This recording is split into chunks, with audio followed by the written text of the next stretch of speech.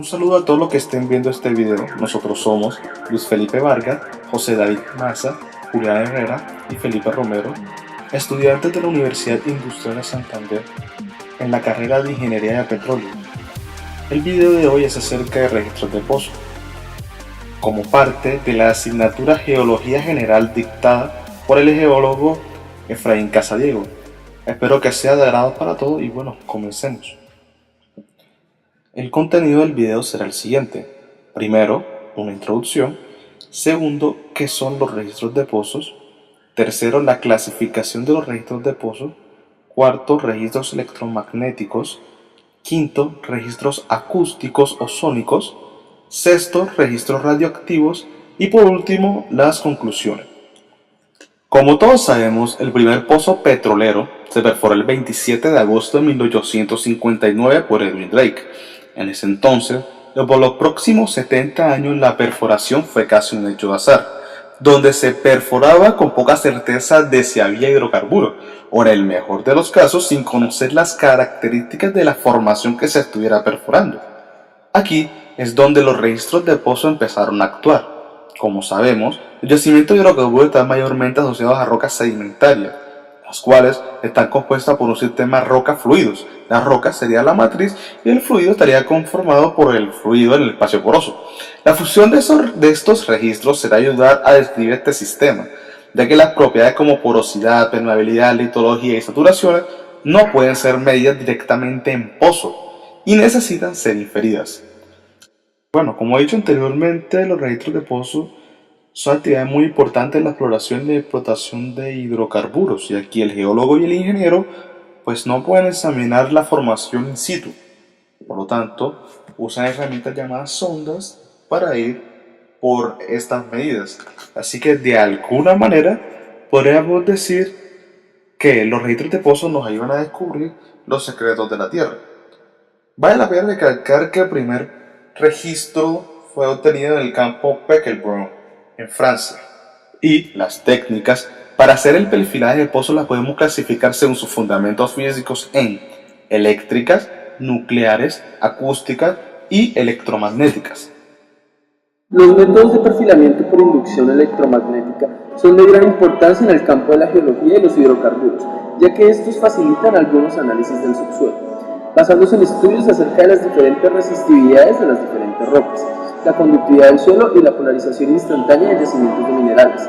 Además, superan en calidad otros tipos de análisis como los galvánicos, debido a costos de obtención y que, por ejemplo, este último método mencionado está sujeto al análisis de variaciones de resistividad horizontales y verticales que lo exponen a cierto grado de incertidumbre y que además están limitados por las cortas profundidades a las que pueden operar. Algunos de los estudios que este método facilita son el mapeo geológico, en el que se pueden diferenciar tipos de suelos y zonas de fallas, al igual que el mapeo de intrusiones salinas, delimitación de regiones que presentan permafrost, localización de metales en el subsuelo y la capacidad de suministrar información acerca de depósitos de grava, entre otros. Muestra gran eficacia y efectividad a la hora de desarrollar dichas tareas, ya que logra examinar grandes porciones de espacio en poco tiempo y sin tener necesariamente contacto con el sitio de análisis, por lo cual se pueden realizar desde barco o avión. Algunos de los sistemas que se emplean para estos métodos son los magnetotelúricos y los métodos inductivos de adquisición aerotransportada. En cuanto a los primeros, son técnicas que consisten en hacer un análisis desde la superficie a las fluctuaciones electromagnéticas de la Tierra, y por medio de la frecuencia de la onda determinan la distribución de la resistividad del subsuelo. Esto lo hace a través de dos dipolos eléctricos o electrodos impolarizables colocados en forma de cruz y tres magnetómetros de inducción alineados en direcciones ortogonales. Y los métodos inductivos hacen referencia al examen de la respuesta del suelo a la exposición de campos electromagnéticos oscilantes con frecuencias superiores a 10 Hz. Los sistemas de inducción se pueden clasificar según dos aspectos: la naturaleza del campo eléctrico primario y la configuración del sistema de adquisición. En el primero podemos distinguir entre los dos: campo primario natural, que ayuda a oscilaciones del campo geomagnético, o artificial, que se refiere a fuentes controladas. Y en la segunda forma de caracterización podemos distinguir dispositivos utilizados como emisor y receptor, la distancia a la que se encuentre el receptor con respecto al origen del campo primario y la frecuencia de emisión-recepción de las ondas electromagnéticas. Perfiles de resistividad. Un perfil de resistividad en el análisis de un pozo a través de sus registros es fundamental a la hora de estudiar las rocas presentes en él. Esta propiedad depende de la sal disuelta en los fluidos presentes en las rocas, y la resistividad es una propiedad la cual es inversamente proporcional a la conductividad. Aún así, cabe resaltar que este proceso es un registro inducido, el cual determina la capacidad de una roca a oponerse al paso de una corriente eléctrica, dicho anteriormente, inducida.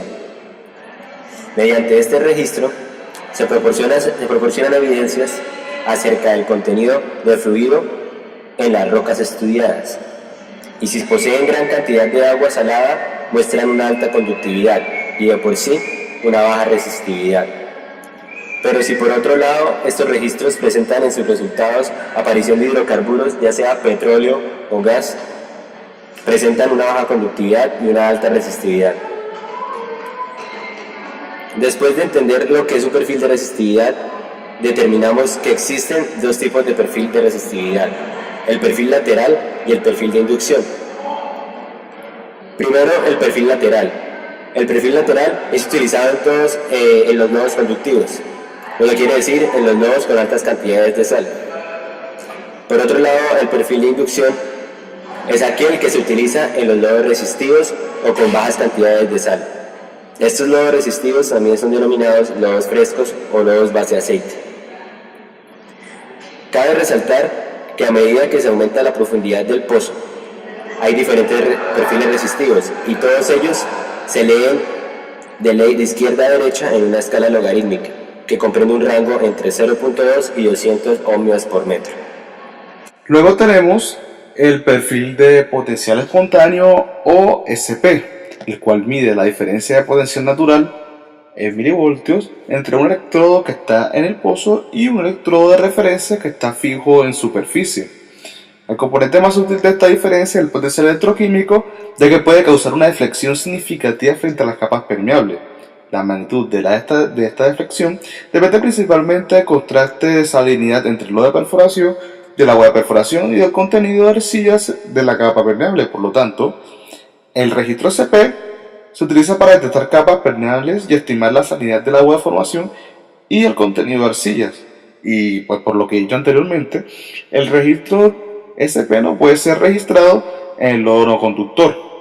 Este registro puede ser afectado por diversos factores que dificultan la interpretación, como que existen otras fuentes posibles de potencial eléctrico no relacionadas con el efecto electroquímico.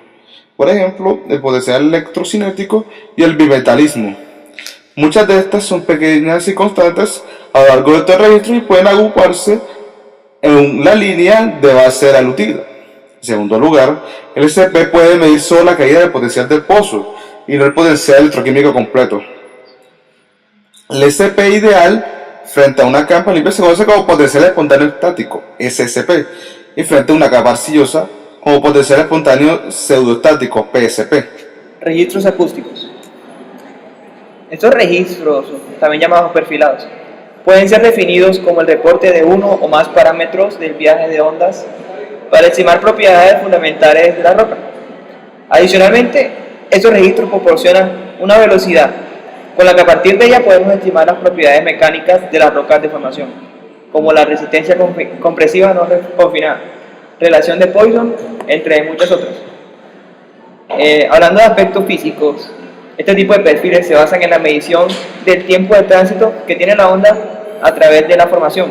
Los dispositivos usados tienen receptores que miden el tiempo que demora la onda propagada al sistema en regresar. Por lo general es un tiempo medido en microsegundos. En los primeros días que se implementó este tipo de registros, las mediciones eran relativamente simples.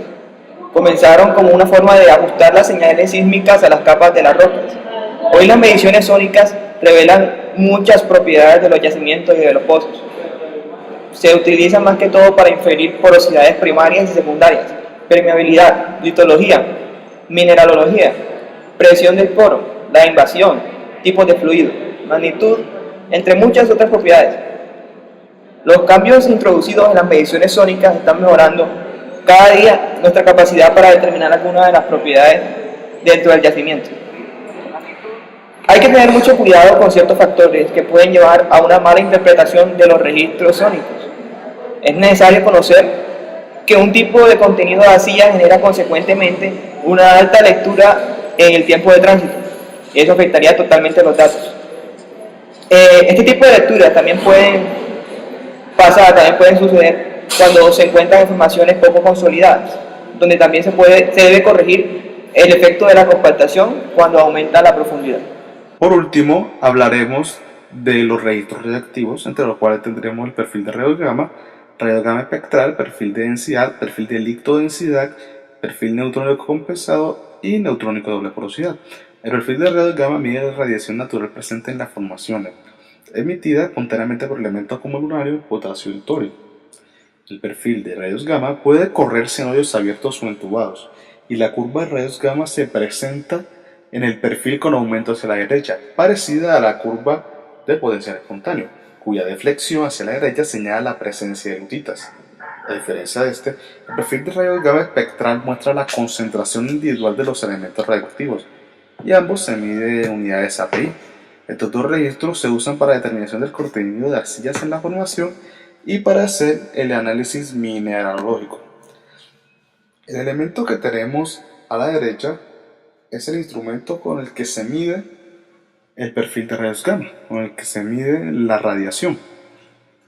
Y luego tendremos la diferencia entre el perfil de rayos gamma y el perfil de rayos gamma espectral. En el perfil de rayos gamma, que es de la izquierda, se puede ver que es una sola curva, mientras que en el perfil de rayos gamma espectral, que está a la derecha, se pueden ver que son 4 curvas. Luego tenemos el perfil de densidad, que es usado principalmente para determinar la porosidad de la formación, porque también puede usarse conjuntamente con otros registros para evaluar formaciones de litología compleja, evaluación de formaciones arcillosas, identificación de minerales y detección de gas en los yacimientos. El fundamento físico de este perfil está en el llamado efecto Compton, que tenemos a la derecha, en el cual se emiten rayos gamma desde una fuente y chocan con los electrones de los elementos de la formación. El rayo pierde energía y se dispersa en todas las direcciones, y los detectores presentes en el instrumento recogen todas estas ondas de baja energía.